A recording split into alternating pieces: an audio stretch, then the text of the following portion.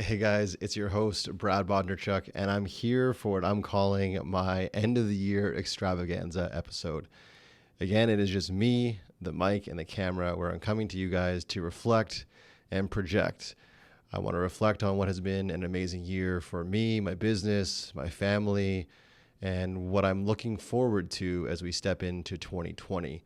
I wanted to take a moment on this podcast and reflect on an amazing year that was, again, for me personally, and also for my business. I have gone through so much growth, and so much of that growth is thanks to the people that are around me, from my partner, the mother of my children, to you guys supporting this podcast, to my clients, to my friends, my family.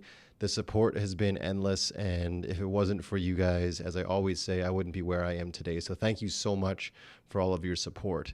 And one thing, I actually reached out to all of you that are on my email list or follow me on social media.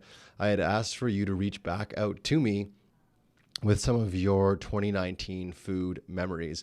The responses have been amazing, and at the end of this podcast, I've clipped in some of the more memorable ones that I thought deserve to get a little bit of limelight on the show. So make sure you stay tuned to the end of this podcast so you can hear if your memories made the cut. And for those of you that did send in your memories, thank you guys so much for sharing them. They're really special to hear how much food meant to you and what it did for you in 2019. So again, in reflecting things like working with clients, things like launching courses, which I'm super excited about if you guys haven't already heard, the Culture of Excellence is launching in the new year. Information about that is up on my website, which is bradbodnarchuk.com, or over on the Half a Dozen Hospitality website, which is hadhospitality.com. That course is near and dear to my heart. I cannot wait for the world to see it, to engage with it, and give me feedback, but also learn from the education that I'm looking forward to sharing with everybody. This process, this path that I'm on is never a dull one, and I'm always challenged, but always inspired to do more, not only for myself and for my business, but especially for my clients and for the hospitality industry as a whole. At this time of year, it's a time that so many of us in the industry are working likely more than we did the majority of the year, harder than we ever had. Because of this year and how it is so important for so many other people, taking time to create memories and create space for people that will allow for them to celebrate their years, whether it be large dinners, corporate dinners, or smaller family events. So this message is for a lot of you out there that are probably working endless hours and feel as though it perhaps is a bit thankless right now. But please understand that we do appreciate everything you do. We do appreciate the long hours. We do appreciate you working to facilitate other people making memories at this time of year. And please do yourself a favor and the community and those around you. Take some time to relax, take some time to re-energize, and hold some space for yourself. Reflect on what has been a powerful year, I hope, for you as well, and get ready with massive goals for yourself in 2020. Speaking of massive goals and going back to the course, the Culture of Excellence course, I really am looking for this course to be part of me, the gap between the hospitality industry being something that is just surviving to something that is thriving. As I say on my websites, I'm really looking to change the reality of hospitality. So I want for times of year like this to be something that we welcome as an industry, not only welcome from a bottom line standpoint, but also welcome from just the ability for us to facilitate that for our guests and for our clients, but do so out of a sheer desire to be in the space, to make memories and help facilitate that for other people. And my hopes are, and I'm sure this course will, give people the tools they need, whether it's Christmas, whether it is Valentine's Day, whatever the time of year is for you. It'll give you the tools you need to not only survive in that space, but thrive in that space as well. That's really what I want for everyone in this industry, is to be able to play the long game. And so much of us, we are constantly just reacting to what happens in front of us day to day, week to week, month to month, year to year. But what I want to start promoting within the industry and through my business and through my consulting and through this course is the idea of implementing a long game. What can we do to ensure longevity, not only for the businesses, but also for the individuals that make it happen? So I want to take a moment again to say thank you so much to everyone out there individually that makes up the hospitality industry, from the farmers to the chefs, to the dishwashers, to the designers, to the architects, to the servers, to the owners, to the barbacks, to the brewers, to the winemakers, all of you. Thank you so much for giving so much to this industry and making it what it is. If it wasn't for each individual member of this industry, it would not exist. And thank you to the clients that come out and support the restaurants. I encourage you guys to keep doing it. Keep going out, voting with your dollars, and supporting the restaurants in your community. They need it, and we need it to make sure we keep adding culture and experiences to our cities worldwide. Before I do sign off officially, I do want to leave you with what was my food memory for 2019. And I'm going to, if I can, use two of them. So for me, first was a bit of an obvious one. This year, I had the opportunity, my wife and I had the opportunity of traveling to New York. It was the first time for both of us. New York's been on my bucket list for a long, long time. Just from a restaurant scene, just from what New York is and has to offer, being such a cosmopolitan city, I was so intrigued to learn more about what goes on there and how it happens and who is doing it and all of those things. And I was not disappointed at all. And while we were there, we decided to really make food a priority for us. We were lucky to travel with some dear friends of ours, and they were on board to join us on that journey as well. So we had some incredible meals at some incredible restaurants. But I think the most memorable one for me, I know for a fact, was my first experience ever at the age of 37 dining in a Michelin star restaurant at DB Bistro in New York. And it was memorable for me because we were there not really knowing what to expect, and we were there not really knowing, I guess, how to show up. And the staff there made us feel so welcome, and they treated us like I'm assuming they treat guests that order $10,000 bottles of wine. And we were not ordering $10,000 bottles of wine. We were spending money, but not at the level I'm sure some of their guests come in and spend money to. But they treated us no different from anyone else. And memorable dishes, from the tableside flambés to the courses that we never actually ordered but seemingly just kept coming. And they were so artistic and so creative and so flavorful, and every single detail when it came down to the hospitality of the experience was just incredible. So a massive shout out and a thanks to the team at DB Bistro for creating what for me was an incredible memory from 2019. And if I can, I'm going to tack on another one. And this one really just keeps going for me and for us as a family.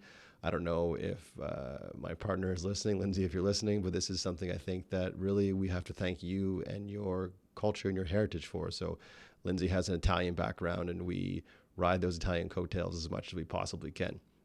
So we'll have a Friday night pizza night where we'll make our own dough, and Lindsay will make her Nona sauce, and we just create and we cook in the kitchen together as a family. And for me, it's so fun and so memorable. And I feel like in 2019, we've really established that as a family, this will be something we work towards every single Friday, taking time to cook from scratch, to be together and share what is such a simple dish, but something that we love so much as a family. And I look forward to creating more memories on Friday nights with my family on pizza night.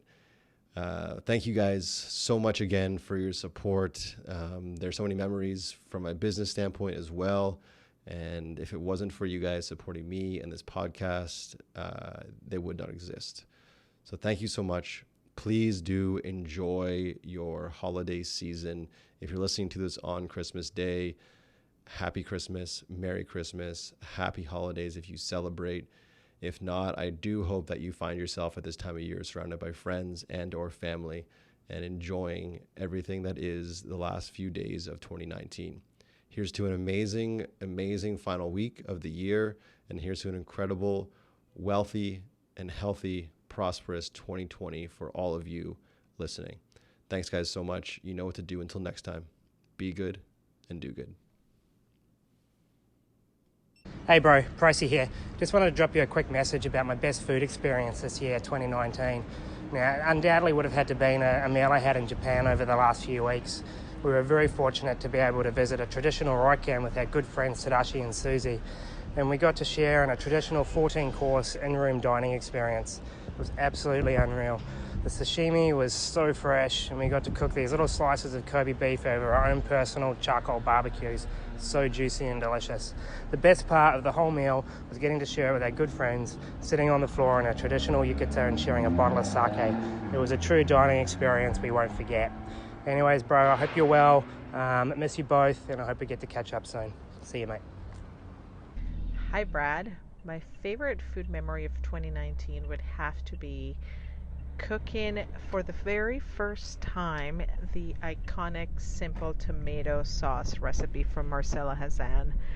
I always added garlic, oregano, and all these other things to my tomato sauce, and I just couldn't conceive how three simple ingredients could make it better than I had made it before. Turns out that all you need is tomato, an onion, butter, and 45 minutes to make a mind-blowing sauce. So that's definitely my favorite food memory of the year. Thank you for putting this together. Bye. Brad, what's going on, man? Happy to do this. So the best food experience I had in 2019 was at a place called Maison Harlem. It's located in West Harlem in New York City. Um, and when I got in, it was a really cold day. It was in February. When I got in there, it was dimly lit. The music was playing low, and it felt like a really high quality vibe. And so the ambiance really played a big part of my experience. And then as soon as I got in, we were greeted and escorted to the back where the seating for the restaurant was. And I immediately got we immediately got drinks. I think we got wine because we asked what wine or what drinks went best with specific meals, and they provided their answers. And then I got some pasta. I think it was bolognese. Um, it was delicious. It was like this. It was I forget whether it was shrimp or chicken, but it was some sort of pasta that was called bolognese, and there was like bacon in it, and it was just so delicious. And I had a couple of glasses of wine. It was an amazing experience. So I think it was because of the wine. Well, maybe the wine, but it was mainly because of um, the the food, the quality of the food, and the quality of the ambiance. That's what really made the experience for me. Oh, also customer service. Hi, my name's Devin, and I'm from Vancouver. My favorite food memory of 2019, hands down, would be the lasagna dish from the Half a Dozen Dinner Series, Volume 1.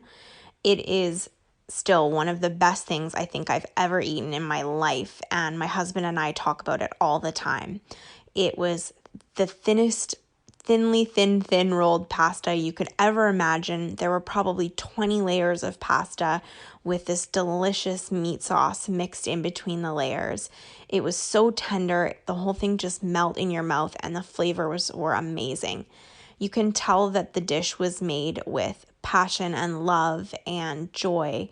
And not only did the food taste so good, but I was able to sit around a table with some of my best and closest friends and family, and I just enjoyed the whole experience so much.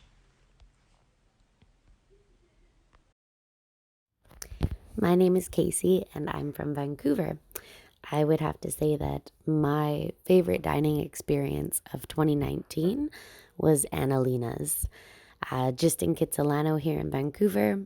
It's a very warm and unassuming environment where you're given quality, top class service and dishes without the pretentiousness.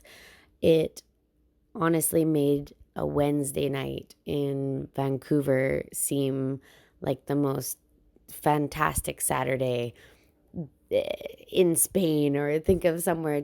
It just took you out of where you were and put you right into that moment. And the dishes were art, but very edible art. That good portions, great tasting menu.